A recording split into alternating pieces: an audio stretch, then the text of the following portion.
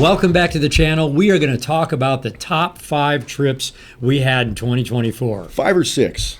Maybe 6. Maybe 6. See how we do. But it's amazing to me that another year has gone by. Yep. 24 just flew by. Some of the things we're going to talk about made that actually happen, fly by. And it also marks, we're going into our 5th year of being formed as Two Lane Life. So what an amazing year. This year is going to be even better, I think. Yeah, I mean, we saw some stuff you don't see ever.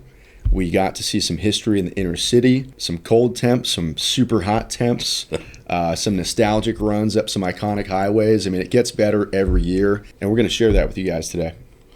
So let's get started. It really started in January. We did the ride out from Las Vegas. We were on brand new Harley-Davidson baggers. We were showcasing those. And we went into the Badwater Basin, and I could not believe what we witnessed there with all that water there. Which is in what national park? Death Valley National Park, and I got to say, we've been there several times. We've had some great different winter rides that you see the beauty, and it's amazing. Well, this time, obviously, we got to see something that you don't always see, and that's why we go. Yeah, I mean, any desert in the wintertime is phenomenal, but Death Valley just never disappoints. And like Galen said, Badwater Basin, that was full of water, which, according to some of the stuff I read, really only happens in that specific circumstance once every 10,000 years or something. I think it happened more recent than that. But just seeing that whole thing filled with water, the reflection of the mountains, us riding through, and there really wasn't that many people in the park. No, and we were sharing that with everyone. Get into the park and see this, because you do not get to see it that often. Lance and I were out there before we started the channel, and we saw a little bit of water for some heavy rains, but nothing like that, and nothing quite as spectacular. Seeing, like you said, the reflections and the clouds and the bikes being there. It was a breathtaking view. And remember, there's a point in Death Valley that it's like 285 feet below sea level, and not far from there is Mount Whitney, which is 14,000 feet. So California has the highest and lowest on this continent. Yeah, pretty wild. Well, guess what? What? We had our buddy Zach join us from Legend Suspension. That's true. Right? And that was when we decided to go out to the Petrified Forest. Yep. So number 2, Petrified Forest run out to Arizona, and we saw more than that. We did. We saw the crater. We took Zach into Williams and showed him Route 66, Winslow. To see that Petrified Forest, that was amazing too. We've ridden by there 100 times, and we've never gone up into it. So yep. And that was a really cool trip for me, having another camera guy along for the ride. He was able to get some pretty rad shots of the 3 of us, which is a rare thing to happen. And he enjoyed just seeing the West. You know, he's a South Dakota kid, not necessarily used to all the deserts out here. And we got some great riding. It was a little chilly, because what happened on the first night? Oh, it was frozen tundra. Well, we were supposed to go from Seligman all the way to Williams, right? Right. And then when we got to Seligman, we pull up, the gas station's iced out, there's snow everywhere. We're putting on our Dickies jumpsuits, and the lady in the gas station was like, you shouldn't travel there. Yeah. So we spent the night at one of our cool hotels that we've stayed before there, so that was very fun. But it was fun to get him out there, and it was cold, but he was like, it's better here than my 25 below place in South Dakota. But overall, a good trip. You know, there was so much to see, and we had 5 or 6 main stops. The pace wasn't too crazy. You know, we took our time in some of those spots. And when you're in Arizona, whether it's southern Utah, northern Arizona, and you're on those open stretches of 2-lane or even the interstate, and the boys are just cruising at 90 miles an hour, allegedly, just for hours on end, taking in the new views, the new weather, and the scenery. That's one of my favorite things. Well, a lot of people don't realize that the desert Southwest during the winter gets freezing temperatures. They get snow. It's kind of a magical wonderland when you get to see it that way. It may hurt your knuckles, but it's worth it. Yeah. Well, and as we're talking about it, it reminds me, we had him in the comm, Zach, and he was just like, wow, this is beautiful. Like every different topography change, it was like, wow, I didn't know this. It was fun. It's fun to hear guys in the headsets when they haven't done something. Like when we brought Juan's brother back from Sturgis. Right. Well, we wrecked him, but it was really great. In some of our first trips, Josh was on the comm with us, and he was like going through Zion, going, "Oh my God!" You know, so 100%. it's kind of a fun thing for us. But that was a great run. And then we've spent 2 years for episode number 3. We've spent 2 years trying to track down the Fletcher Street Cowboys. Right. And we finally got a call last year. I think it was December-ish, November, December. Mm-hmm. And we set up this ride to Philly. And that ride, we flew into New Jersey, Newark. Shout out to EagleRider. Yep. Shout out to EagleRider. And then we made the trek, and I'll let each of you talk a little bit about, because it was so different in everything that we did. Right? Well, I mean, from Valley Forge to Gettysburg to Fletcher Street, downtown Philadelphia, which we were told it's a really bad neighborhood. but we are in the hood. What did Jeff bring to our house the first night? Oh, Stromboli. Yeah. And what did he pulled out that and a machete? butcher knife. You can't use your work knife. You have to have one of these, the Stromboli cutter. Yeah. Sliced it up. I mean, but good times. Good points. Like Valley Forge, all those places. The history in the East Coast, we have a lot of history here, but it's so dense and rich out there, and there's so much cool stuff to see. I just remember flying into Newark and just kind of getting out of the city on those bikes was a little bit wild. But once we saw the country and we met up with friends, we saw new roads, we saw historic bars operating since, I don't know, the 1600s. Yeah. We saw all the war zones. We got to ride 2024s, which are awesome. Well, didn't they say the train pulled up in that one old bar in near Jim Thorpe, and Jim Thorpe would get off the train and come in the bar? Yeah, John from Cycle Fanatics Yep. led us on a great route through New Jersey, then back into Pennsylvania. And that's kind of why I like the trip, because we did that to start it off with that. And then, we got down into Philly. We went through Jim Thorpe, got down into Philly, spent a day with Jeff, and didn't ride bikes. And we went to sandwich places and historical Liberty Bell, and just kind of spent the day getting to know Philadelphia. Mm-hmm. And then the following day did that just insanely amazing documentary on the Cowboys, and to ride down into that city when people were telling us you shouldn't go down there. And we did, and to find the special spot that we found with all of those young kids and what L-Dog and the family has done there was spectacular to me. Really, really a unique trip. It's one for the books, one we probably will never forget, because it was very special. And we almost didn't go to Gettysburg because we were told maybe you shouldn't go there, but I mean, that was almost as special as anything I've ever done. Yeah. Because you could just feel the history on those battlefields. I could not believe the monuments and things that they had attributed to all the different states and the people that sent, their fighting men. Yeah, and I just remember it was a little bit of a mission to actually get out there. And we were like 2 hours into traffic, and I'm sitting here. I don't think I've ever been to Gettysburg before that. Maybe as a young kid, still a young kid, but you get it. And then we end up pulling up, and we park the bikes, and we walk out into that field. We see that first monument. We see just the open kind of war zone out there. And the pictures were incredible. It was so serene, like you said. And it's just a place that you're lucky to see regardless, but to see on a motorcycle was even better. Well, the fantastic thing about what we do, and we've all felt it, when you go to these places that have heavy, heavy history, you kind of immerse your body into it. You feel it. You can kind of go back in time mentally and just be like, wow, what did they endure? Well, Amazing. And think about it. Your Valley Forge to Gettysburg. I mean, these are 100-year cycles. Yeah. Right. Yeah. We're from Philly to it's insane. I wanted to touch on Jim Thorpe because that was a town that we pulled into, I think initially expecting to hang out for a couple hours and explore, but we looked at the map, and to get to our stay in Phoenixville, we would have been ripping through the night in maybe a less than ideal road to do so. So we ended up going back, and we're like, we're going to make it back here, and we did. And just the way the light was hitting the buildings, they have this train that goes up into some park. The people out there were incredible. The food was amazing, and it turns out they're a super well-known area for music. Yeah. Yes. As a venue. Yeah. Almost the one musician was saying that almost every musician that you could name has been there playing. Yeah. But now you draw me back to going up the Delaware. Yeah. Yeah. Like Oh, that, man. both sides of it, like that. I don't know. You got to go try this stuff, you know.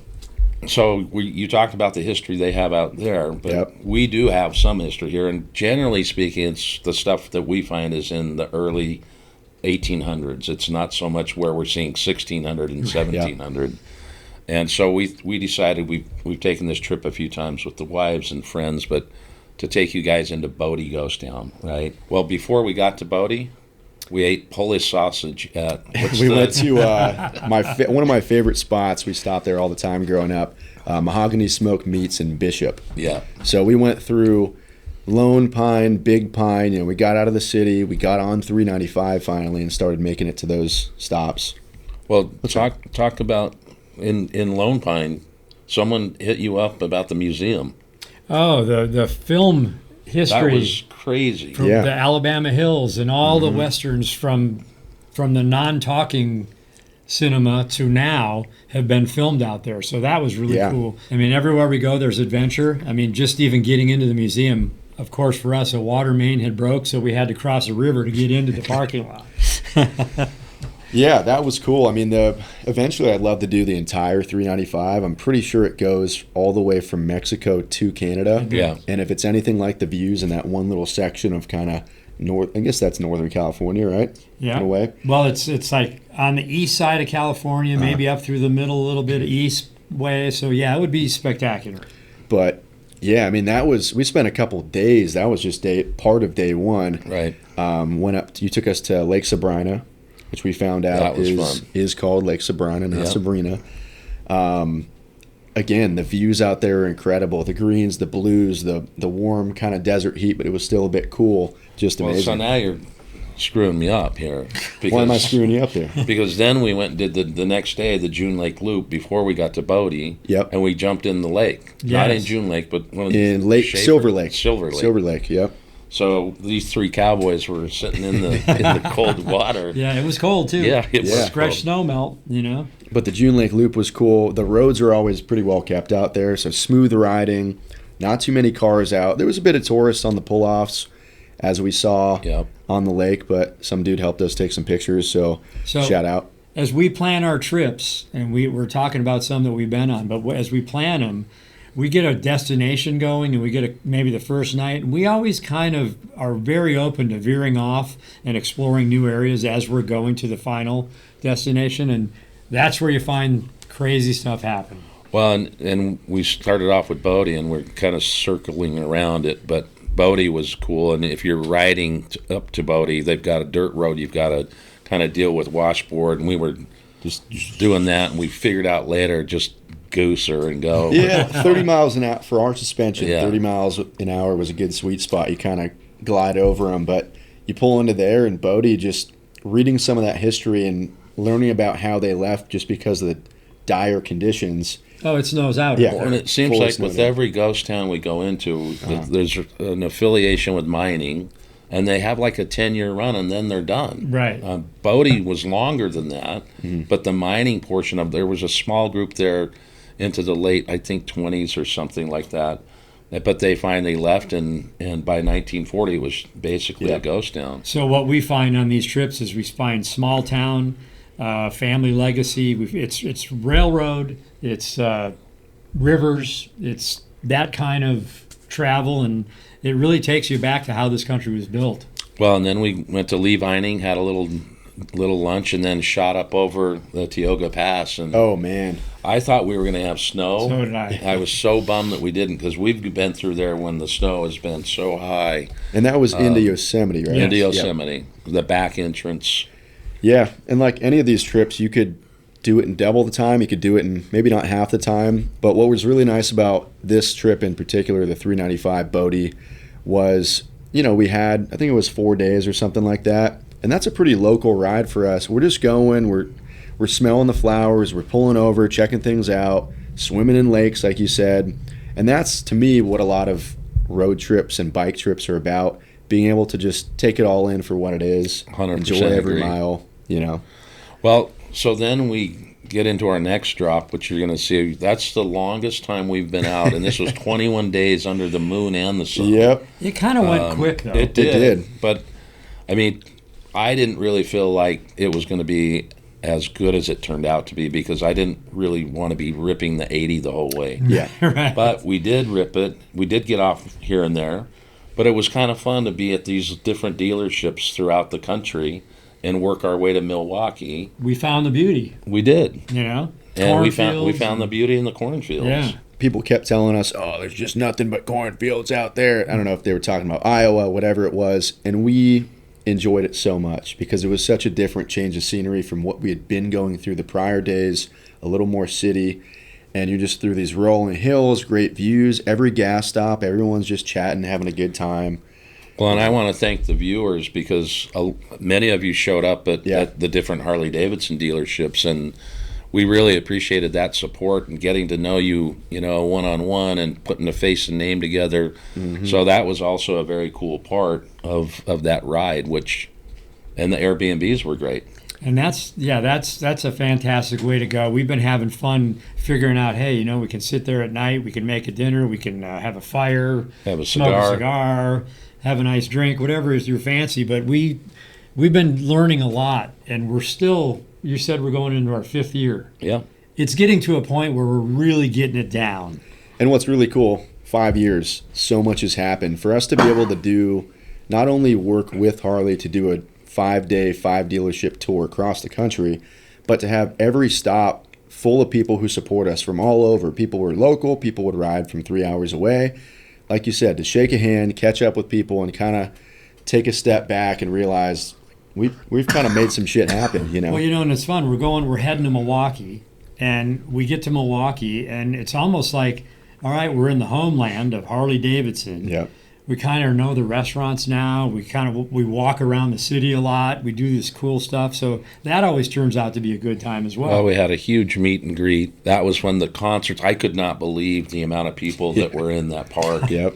And it almost rivaled, I thought, the year prior. Yeah. There was that many people. I mean, that was really crazy when you got in the mosh pit and knocked out like 10 people. Right. Brady Street. Yeah. And Brady Street is a whole other thing. If you haven't been to Brady Street, check it out. Check it out. But, it was also an interesting run. Michelin and Harley put together this trip from Milwaukee to Sturgis. We just tried to take some back roads, and we took a left and probably should have went right, and all of a sudden, next thing you know, we're at S&S. Yeah. And I'm like, what the hell is that? Is that really their company out in the middle of nowhere? And that's what blew my mind, because we're riding and we're talking in the comms, and you're going, there's S&S. It's the motor company. I'm like, what? It's like a farm over there. We're out these rolling hills and corn. It was really great. And all of a sudden, it's like, I go by and go, wow, it is S&S. And for us, that whole thing was a different experience because we're used to riding to Sturgis with the boys from here, and we're riding the other way, headed west. From Milwaukee to Sturgis, but that was such a cool route, and that's the route the Davidsons took along those similar lines. Right. Again, small towns, great scenery. We got super lucky with weather. I was just going to say we did, except one night we had trouble, but that was cool. Yep. But Lance and I, we've known Brian Klock for quite some time, and he's always wanted us to come out to Mitchell, and it's a tough role to go from L.A. to Sturgis, out to Mitchell, then back. Yep. So it was nice to be able to go in and see his place and what he's doing out there in Mitchell and all the family there. That was a good time. It was definitely a good time. I just remember, let's see, it took 5 days to get to Milwaukee. We were there for 4 days. 4 or 5. And we had a couple work days from Milwaukee. We were busy with events and parties and people and shows. And then 3 days to get to Sturgis. Yep. So we get to Sturgis, and at that point, we've been on the road for almost 12 days. And you're like, oh, boy. Because usually you're on the road for 4 or 5 days. You get to Sturgis, party, go home. And that was kind of an eye-opener. Like, wow, we're not even done yet. We're just getting started. But you know what? Of all the stuff we're talking about, we have these great trips. We're planning other trips. Every year, I'll speak for myself, but I think you guys feel the same. We all really look forward to going to Sturgis. It's like a holiday for me. Yeah. But it was just really different for us because we, as he said in the beginning, I mean, we usually run with the crew, and it was just different. Not that our crew, we run together all the time anyway, but we always have a good time with the crew. Right. And then So- we met up with the crew. Yeah, I in was just Sturgis. going to say that. So we roll into Boar's Nest, and we're ready to go. And these guys are still dicking around in Lusk. Oh yeah, they Like, were I don't know what they were doing. doing We the could have Dyna met thing. him in Lusk and rode with him. We would have, but it was fun to finally get together with them, and we spent as we do every year. You know, we have some meet and greets and do some stuff. But that riding, the one evening we decided to go at like 3 or 4 o'clock and do the 16A. Oh, No one was on the road. The sun was setting.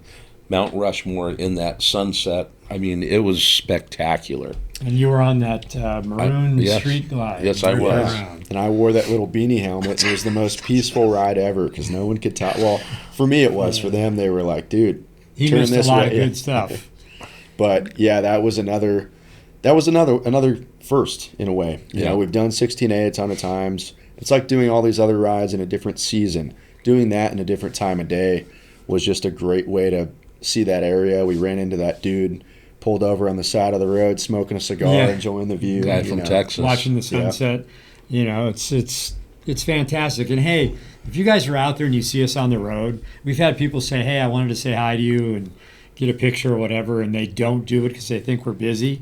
Do it. We're approachable. Say hi what's whenever up. you want. Man. Only do it with him. Yeah. So we touched on weather a little bit before. Mm-hmm.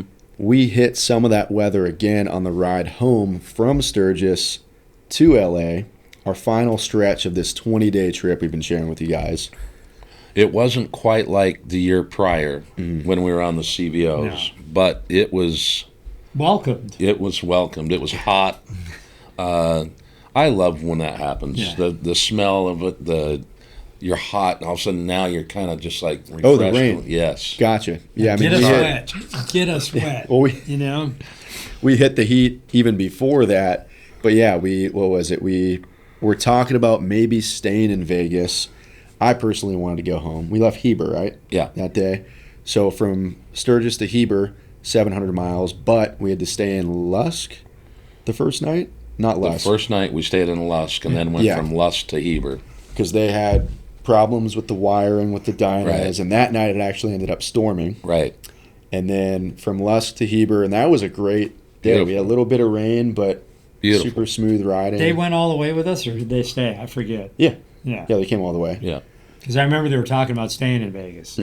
But we weren't. We were ready Yeah. to get Right. home. But what he was talking about was we hit 100-something coming up to the state line, approaching California. We crossed state line, boom, 5-minute rainstorm. Loved it. Well, and I'm not going to let this go. Yeah. Because on the way out, the first day that we rode, we were going to Red Rock, and it was Oh. 117 degrees. That was tough. I about lost it. I pulled into the dealership, and he's like, "Just pull in there." I got off the bike. I said, "You pull it in." Like, I'm going to drop dead. I remember telling myself, I was like, I'm not going to have a drop of alcohol, not a single beer, until I get to Milwaukee, because we're going to be on the road for so long. We went through that 117. It was manageable because I had a Camelback with ice water on my bars. But we got in there and someone cracked a beer and handed it to me, and it was the best Yeah, beverage I've ever had in my life. But we got home from Sturgis, another great run. This year, I think we're going to do it a little bit different, so you have to pay attention to that. Yes, yes. And then I don't know if we call this the last one, because we may have another one that pops up. But right after Sturgis, guess what? We're back on the road. Yeah. We're gone for 20 days. We're home for not even 10. Yep, and we're back. Where'd we go? Durango. Yeah. What a great, the Four Corner Rally. And that was really fun. You know what? It wasn't like we needed to stay home and rest. It was actually so fun to go again. Well, we took the wives with us, so it was nice to get them out because they hadn't been out since Philly. But Trevor and the family and Durango Harley-Davidson, what a great event. And I'm going to tell you, just the riding through that area is so spectacular. They've got some good stuff out there. But one of the things that I'm excited about is we did our largest ever See You Down the Road. That was great. That was insane. Yep. That was good. 3, 2, 1, see you.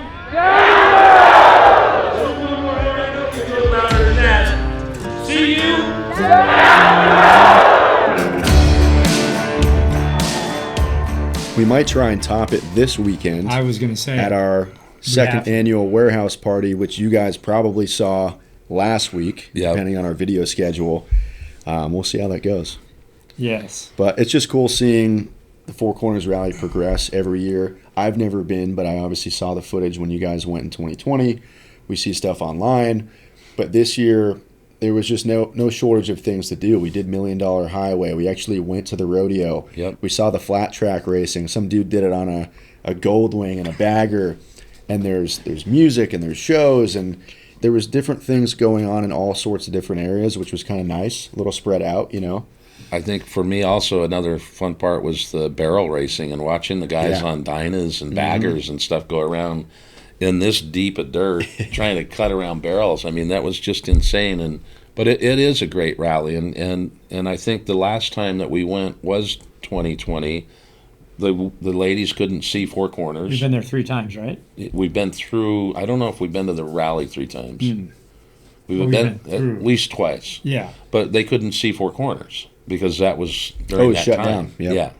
And then to get up into the rally, it wasn't as good as it could have been just because of all the restrictions that were happening. And what was fantastic, and Laura even commented on it when we got to the hotel that night, she loved being in small town America, seeing the American flag and seeing the people in the bleachers standing for the national anthem. I mean, it was very American and very patriotic, and you get that feeling, and I love it. And on that same trip, we captured the oldest continually operating hotel in Arizona. Was that at the Grand Canyon Hotel. beginning of the trip or the end of the trip? That was at the... Because we stayed there twice. See how we get messed up. It's been a while. I think it was on the way out there. We stayed on the way out there, and on the way back, we stopped and stayed at the lodge. We stayed at the other one. Yeah. On the way back, we got that steak at the New Joint Rulers or something. Yeah. New to us. So you see that? See, the fun never ends. Yeah. We're here sharing our thoughts on our trips, but we're having a good time kind of doing this. I always like to reflect back on what we've done. Because I was talking to someone today here in the office, and they were saying how they're looking forward to their retirement in 2 years. And I said, look at all the travel that we've been doing the last 5 years, 4.5 years. And he's like, yeah, you guys are living the life. And even though this is work for us, we've seen more of this country and Canada than I would have ever imagined on a motorcycle. And just back to your work point, yes, it is. But you know what? We created it, and we love it. That's what makes it better. I didn't say it was a job. No, you didn't. I said it is definitely work. Yeah. We're probably all working harder than we've ever had. And this is probably the longest stretch, or at least it feels like it, that we haven't gone on a trip towards the end of the year. So I'm itching to hit the road. We have some coming. You're itching to hit the road. We've got some stuff coming, and we're looking forward to sharing another year, 2025, with you guys. Yeah, so thank you for all your support. We appreciate that. Like I said earlier, coming up to the dealerships and saying hello, and we really appreciate that. We get people in this office every single week that come in just to say hello, take a picture, support us, and couldn't do it without you guys. And check out our website. It's brand new. We got some great stuff. Galen's been working really hard on it. Josh has got some stuff going with it. It's something special, and I think you'll really like it. twolanelife.com. And it's one of those things, we've grown as a brand quite a bit over the years, but it's still the three of us and Ralph. And, we're just doing what we can to continue to share these stories, and that involves Where's the your store, film crew? The website. My film crew? Yeah. Right here. Yeah. These guns? We're a small team. We're small business. America. Yes. So I hope you enjoyed this, and thank you guys for the support. Subscribe to our YouTube channel and tell a friend. And watch for our new adventures in 2025. And let us know. Yeah. Just, let us know which of these trips was your guys' favorite to watch. If you made it to the end of this video, thank you. And with that, we'll see you down the road. Welcome back to the channel. We have a surprise for you. We are going to top... I don't think they're going to be surprised. The title's best. All right. Welcome back to the channel. We are going to share the top 5 with you guys. So, hey, sit back and enjoy the ride. I think the top 5 trips. And if you made it to the end of the video, I'm Ron Burgundy. It's getting confined to a really... Blah, blah, blah, blah.